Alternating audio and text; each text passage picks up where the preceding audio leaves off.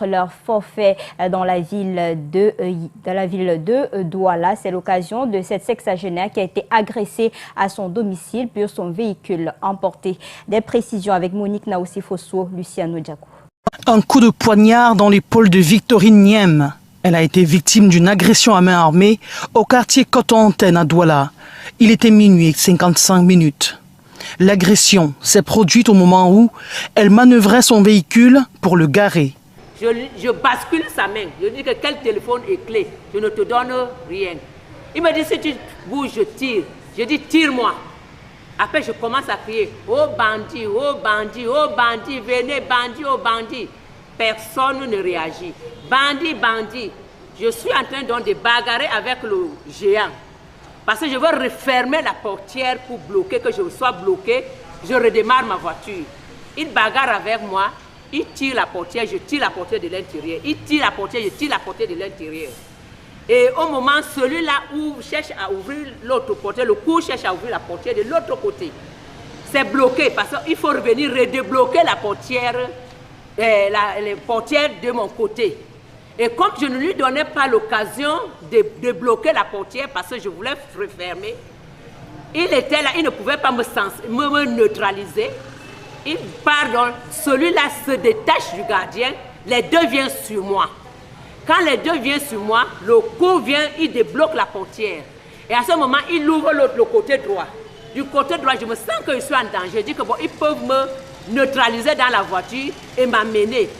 C'est là d'où le coup dit que bon, elle insiste, il prend le poignard du côté chauffeur, moi j'étais du côté passager, il me poignarde. Elle soutient n'avoir été assistée ni par les habitants de l'immeuble, encore moins par le vigile qui a vécu la scène. L'autre était avec le fusil, l'autre là, le pédale, l'autre avec le couteau long comme ça. Et le géant qui avait le fusil là, l'a suivi, le coup là, il m'a menacé, il m'a mis en bas, il dit quand tu fais là, je vais même te tuer. Et puis il m'a soulevé au cou, il m'a traîné, il m'a mis en bas vers le poteau-ci. Il me dit, quand tu bouges, je vais te faire mal.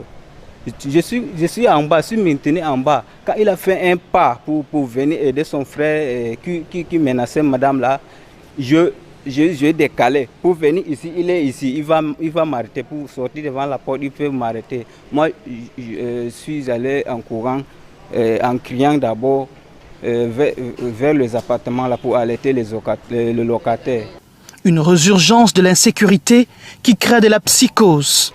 J'ai tellement peur parce que moi je ne savais pas que ça devait aussi arriver chez moi. Parce que lorsqu'on me dit qu'on vient dans une résidence comme celle-ci, agressé jusqu'à prendre la voiture, mais ça veut dire que ça ne vaut plus la peine. Le vigile a été emmené par la police pour besoin d'enquête.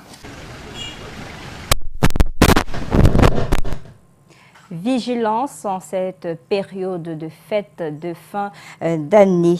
Et pendant ce temps, à Tchang, dans la région de l'Ouest Cameroun, les enfants de l'école publique de Balivouli n'auront plus leur directrice. Le corps sans vie de ces dernières a été retrouvé il y a quelques jours seulement. Plus de précisions avec notre reporter sur place, Eric Matani. Canal 2.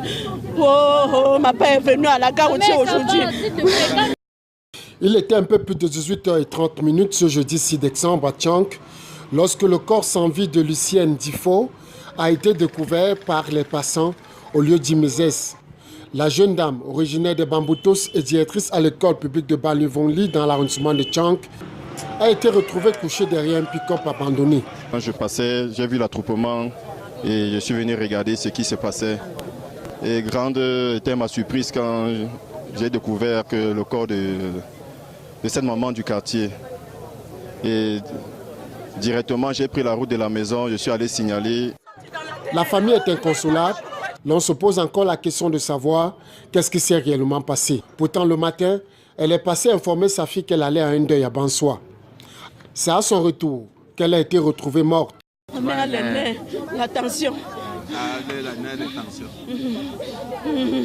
Tu l'as vu ce matin? On s'est vu le matin. Elle m'a dit qu'elle part au village à Balessa. Elle part au deuil.